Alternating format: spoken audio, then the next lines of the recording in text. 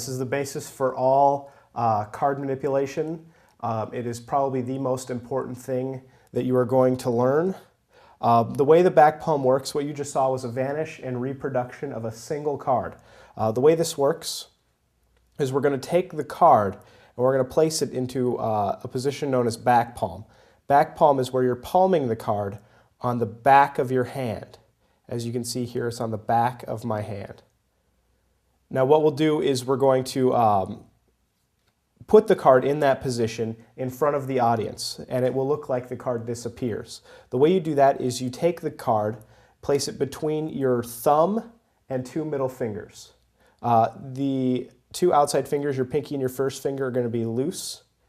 You're going to bend your fingers in like this, your two middle fingers, in so that the nails are touching the back of the card. Once you do that, you're going to take your two outside fingers, the pinky and the first finger, and push them against your two middle fingers, creating sort of like a card that's like bent in half down the middle, and you're going to straighten all your fingers out. That done in a quick motion looks like this. Now, when you watched the video, you'd notice that I made like a snapping noise when I was putting the card into back palm. The way I did this is I actually pushed the card in the middle so that it's kind of bowing outwards. I'll show you what that looks like, if you can see how that looks. It's kind of bowed outwards so that when I put my fingers together and push down, it will create a snapping noise. The reproduction is basically the reverse of what you've already done. You've put the card into back palm. Now you're going to reverse that. You curl your fingers in, you put your thumb on the face of the card, and you push your fingers out. That reproduces the card.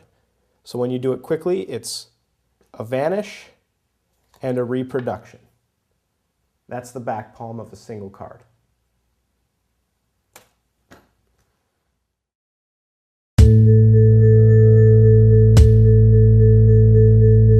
First I showed you how to vanish and reproduce a card. Now I'm going to show you how to vanish, show the back of your hand, the front of your hand, and reproduce the card.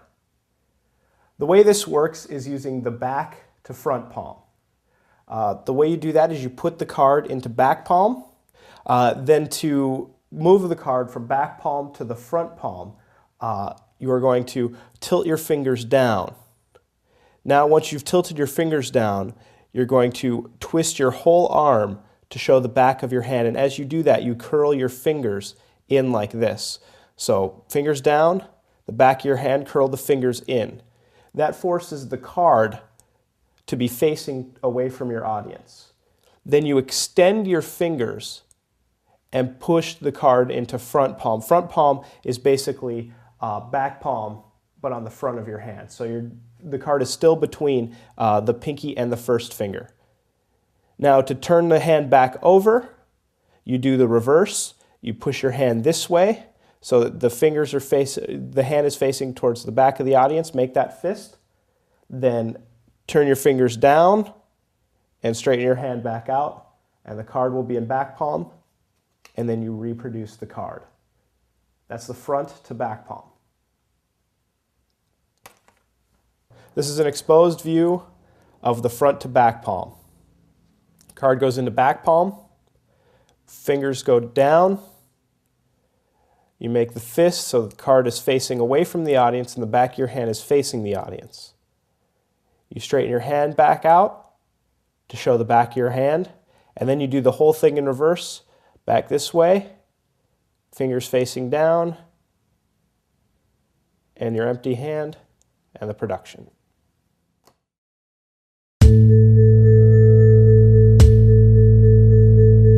Now you've learned how to vanish and reproduce a card. You've learned to vanish, show the back of your hand and the front of the hand, and reproduce a card. Now it's time to learn how to vanish multiple cards. The way this is done is you start with 4 or 5 cards. You're going to take the first card and you're going to vanish it into back palm. The next one, what you're going to do, this is the tricky part, you're going to actually be producing one of the cards, aligning it with the other one, and then back palming those. So you back palm them both. You align them with your pinky and your first finger, and then you straighten your hand back out, and the card moves into back palm. The third card, same exact thing, and the fourth card, same exact thing.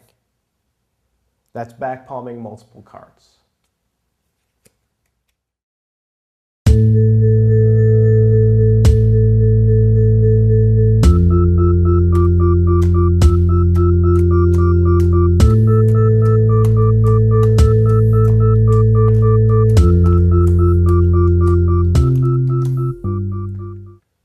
Back palm single productions, producing seemingly endless streams of cards at your fingertips. The classic that everybody's probably seen.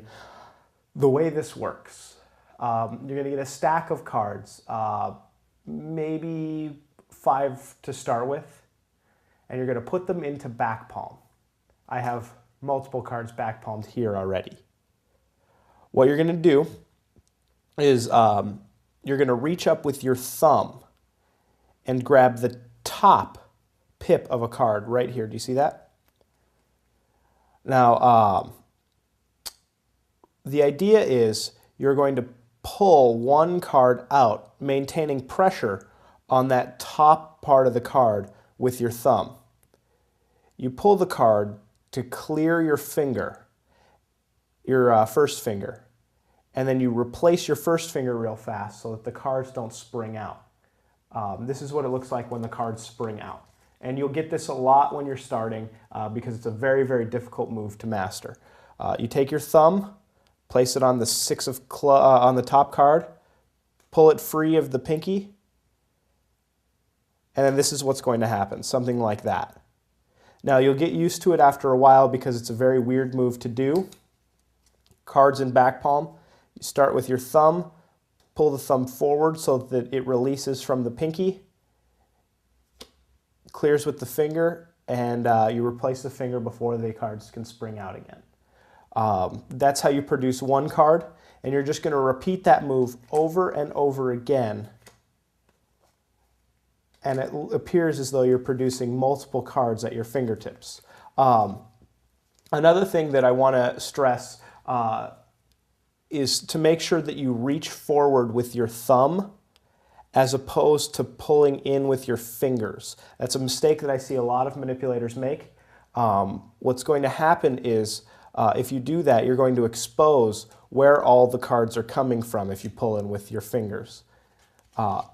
So again, go forward with the thumb, grab hold of the top card, and pull it through. Reach forward with your thumb, and don't ever tuck in with your fingers and do that because you're exposing the secret and it doesn't look so hot.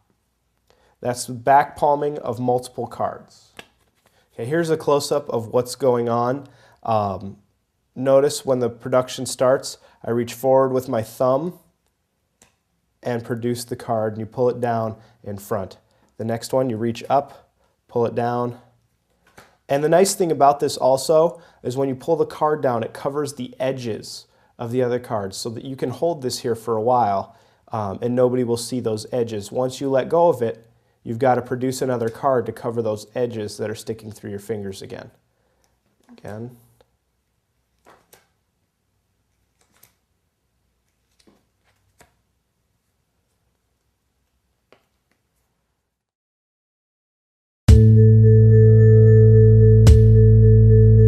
Right now I want to talk about types of cards that you can use for manipulation. The type of cards that I'm using in this video are steamboats. You can get them at a lot of different places. They're a nice card, and the reason I like using them is because the back design is all one pattern and there's no borders on the cards. The problem with bordered cards is when you put the cards in back palm, instead of seeing something that blends in kind of with your hand, there's this blazing white border. So that's the problem with using bordered cards. So if you get a card that's non-bordered, Bs work very well, and any other type of card that doesn't have a real border on it and is red will really work well for you.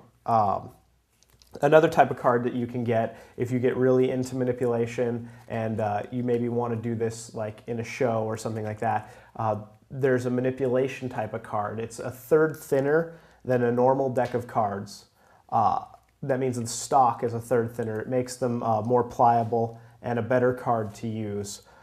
They're also flesh toned on the back so that when you have the cards in back palm, they blend in very well with your skin. Those are a great type of card to use. Like if you can find a card that has a thin stock, it's very good to get those because it'll make it easier when you're back palming multiple cards to have a thinner card. That way you can back palm a lot higher number of cards with the same amount of like stress on your hands. Another type of card that you can also get is a Japanese card that is this exact same back design, but it's also a third thinner than a normal deck of cards. They're called Magician's card.